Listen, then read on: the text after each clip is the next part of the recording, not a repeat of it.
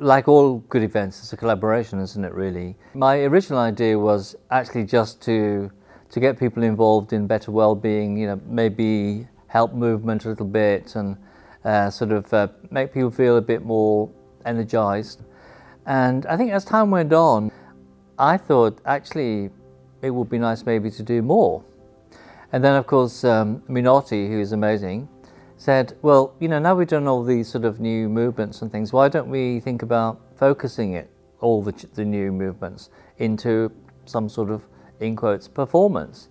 And I thought actually, well, I'll have a word with everyone. I'm not really sure, even myself, whether that's a good idea. But I said, oh yes, outwardly I said, yes, that's a great idea.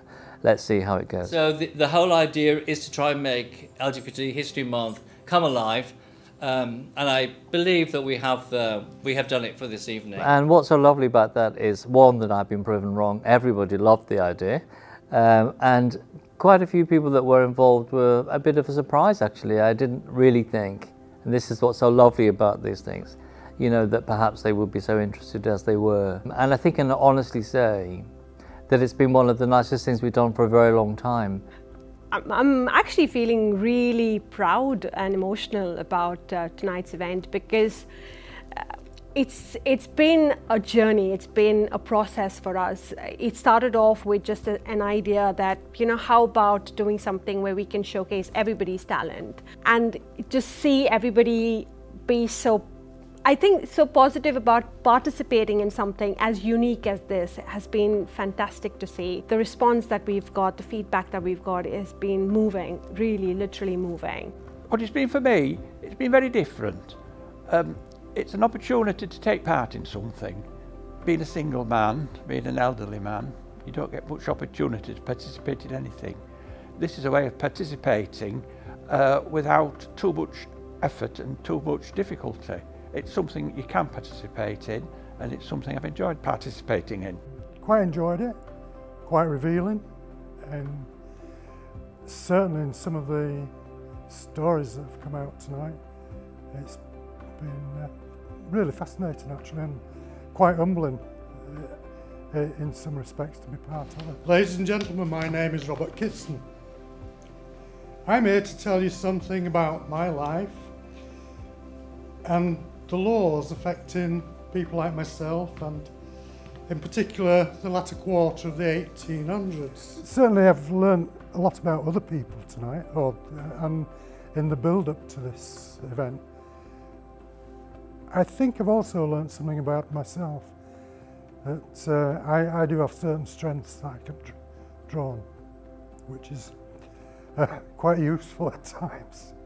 Well, the thing that's been new for me and very different is doing the Indian dancing.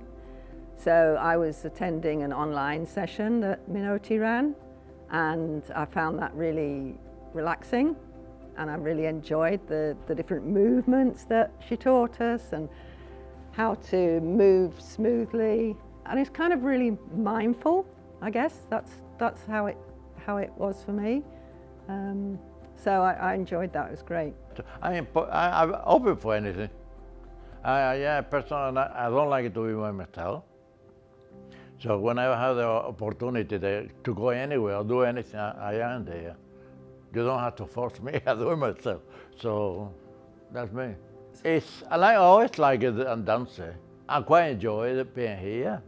Yes, if there's anything more of this coming up, I will be there, that's for sure.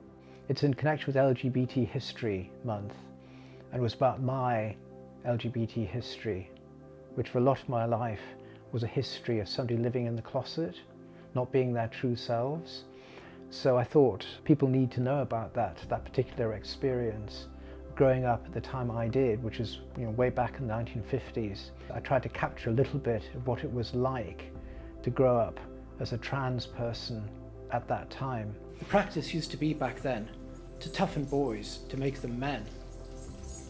In such a place, I could not thrive, could barely hope just to survive. I felt like chaff and not the wheat, repressed and timid and effete. I'd never read a poem in public in that way before. I was doing something that my heart was in, I was deeply connected with, which made it much easier. And actually, I would say I probably enjoyed it. I'd be happy to do it again. I wrote a piece about names I'd either been called or heard used throughout my life, various ones. Not all bad, not all good. A landlady interviewing a friend for a room in her house. You'll fit in right well here. Some of the other boys are musical. Just sort of different ones and how they changed over the years, and how it really it's come full circle from being called queer as an insult now to be reclaiming the word. Pride, I am, once again, apparently, by the young people who know best, queer. I'm incapable of taking anything seriously, really, and it's always easier to take the piss out of things. It's a sort of survival technique, and that worked at school as well as you know, through other periods. It's annoying for other people, but it gets me through, so I don't care. It's the first time ever that I've publicly contributed to an LGBT History Month, and it's made me realise my sense of obligation, that I do have a duty to other people to be sympathetic and supportive and just be there, and from my experiences help them as best I can.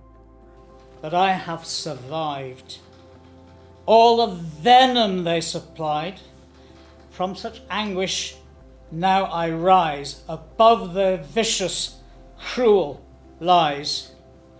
Well, it's part of LGBT History Month, and every year I get involved in some way, speaking, presenting, performing, anything I can do that helps with the celebrations and highlighting our history.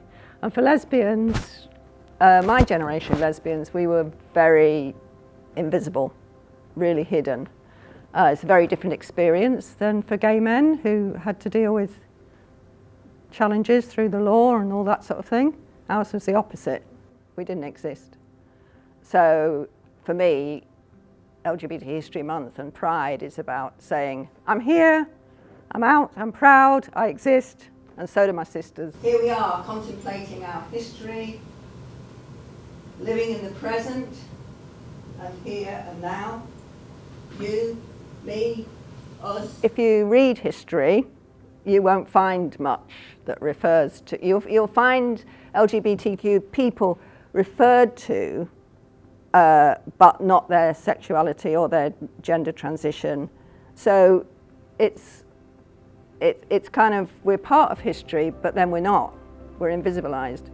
And so I think it is really important to speak out about it and say, not only are those people who were famous, perhaps, or noteworthy, part of our community, but also there's lots who've never been celebrated, even though they did great artworks or great poetry or great things, they were never celebrated. So I think that's really important. It is a reminder and a celebration in many ways, and I think it is important to keep going with these events. Visibility has always been the first step to acceptance, and if we get people to come to this, that's how you start, I think. I think you have to know your roots. If you don't know where you've come from, you can't see where you're going to. And I think if we didn't acknowledge, we'd just be aimless. But seeing the history, seeing the development, seeing the changes, now that is a huge achievement. We must never forget the past. As I tried to suggest in my poem, we must never forget how fairly recently, how very difficult people's lives were, people of my generation. It reminds us that we shouldn't take what we now have for granted. We must never be complacent. I'm sure that we still need to have these events. And I was pleased to have the chance to take part in one. Well, you have to learn from history. History is a lesson for everybody. You have to look at what happened in history, learn from it, and make sure the mistakes aren't made again in the future. LGBT has come a long way, but it could go backwards with the stroke of a pen. A law's only a law while it's on the books. Somebody can come along, write another law, and get rid of it with the stroke of a pen. And of course, LGBT history isn't like normal history. Normal history is documented.